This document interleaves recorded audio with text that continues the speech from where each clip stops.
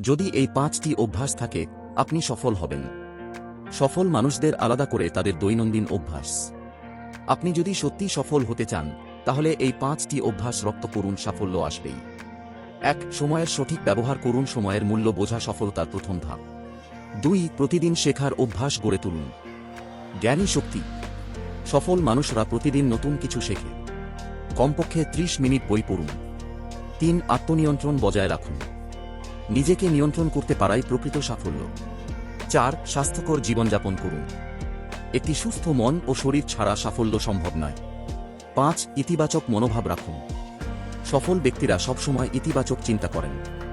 নিজের উপর বিশ্বাস রাখুন, আমি পারব। আপনার যদি সময় ব্যবস্থাপনা, শেখার অভ্যাস, আত্মনিয়ন্ত্রণ, স্বাস্থ্য সচেতনতা ও ইতিবাচক মনোভাব থাকে তাহলে আপনি নিশ্চিতভাবেই সফল হবেন।